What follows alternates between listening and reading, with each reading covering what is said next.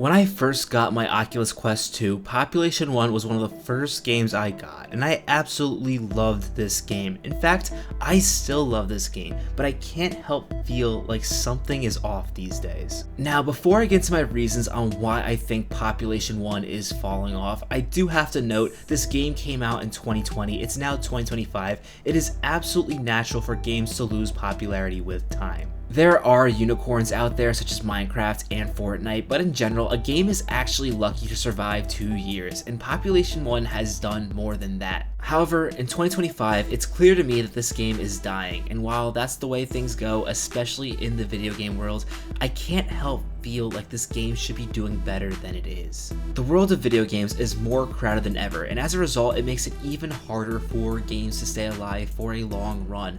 But that being said, there is a lot less competition on virtual reality games. While VR gaming is getting better and better by the day, with games like Arkham Shadow reimagining what is possible, it's still a way less competitive frontier. Sure, there is less money to be made in virtual reality game development, but that also means there's a lot less competition when it comes to big studios, and that's an advantage that Population 1 should be able to take advantage of, but it isn't. In fact, Population 1 is one of the few games on the Meta Quest that is free to play, and yet the lobbies are completely empty. And when I say the lobbies are empty, I mean they are empty.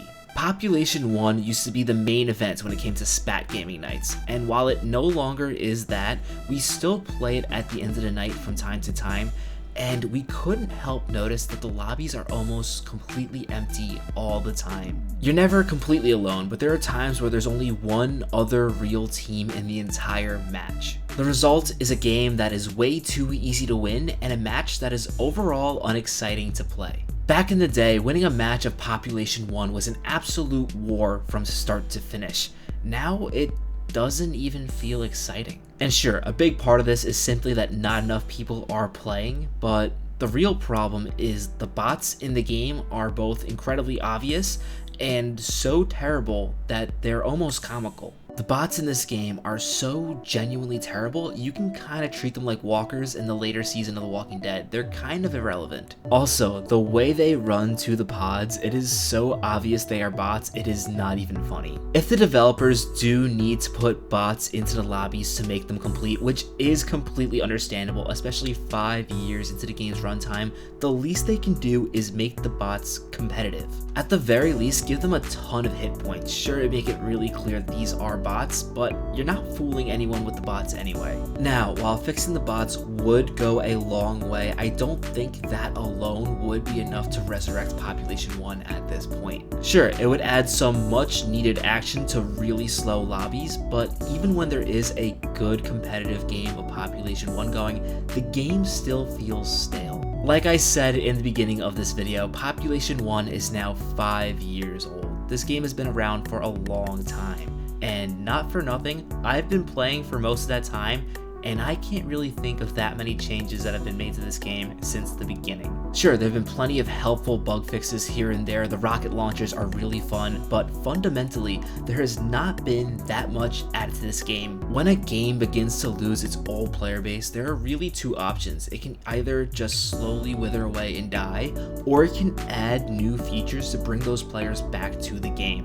As it looks right now, it appears that Population 1 has chosen to slowly die, and that's really disappointing, and I hope they decide to add new features to really reignite this game's player base in the future. For the record, there are still updates to this game, there is still new content, it's just mostly focused around adding new skins rather than really changing the gameplay and improving it so that people come back. A game I mentioned earlier that does that really well, that Population 1 is really similar to, is Fortnite. Now, I know a lot of people roll their eyes at Fortnite, and I'm not saying Population 1 should become just like Fortnite, but there are some principles that they can definitely implement. One thing that I think Fortnite does really well, and Population 1 has sort of experimented with, is it adds all these wacky side quests to the map so that even when there isn't really a lot going on during the actual match, I'm still constantly doing stuff. The Valentine's Day cores are actually a great example of this, and me and Jamie honestly spent more time during our matches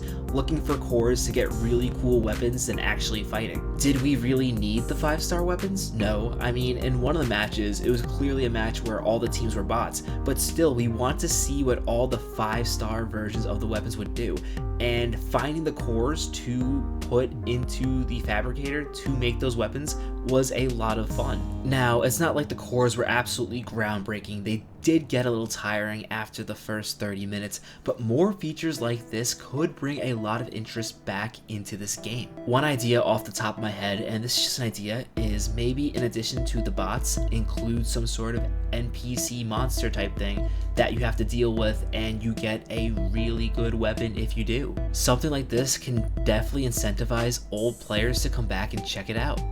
I would genuinely love to see the developers experiment with things like that if the goal is to bring this game back to life. In reality, that might not be the goal, and if it's not, that's perfectly okay. Making major updates to games isn't cheap, it's a lot of work, and sometimes you put all that money in and it doesn't work. Perhaps after all this time, the Pop 1 developers have made enough money off this, and they're content just keeping it going and letting it gradually die until they eventually take the servers off. And if that's the case, I'm perfectly okay with that too. I personally believe with some major changes, Population 1 has a lot more life to live. But if this is the gradual end of Population 1, then it's okay for a game to die. It's natural and it allows players to experiment and discover new games. With that being said, let me know what you think about the current state and the future of Population 1 in the comments below. Do you agree that this game is dying, or do you think it's perfectly alive the way it is? If you enjoyed this video and you haven't already, please be sure to leave it a like and subscribe to the channel. It really helps us out. Here at SpatVR, we're going to be making a lot more videos in the future, including videos like these where we talk about VR games, and also videos where we have gameplay and also reviews. So if there's anything you want us to review or play, be sure to let us know about it in the comments. We'll be sure to do it. If you enjoyed this video, I have a feeling that you'll like these videos as well, so be sure to check them out. Have a great day!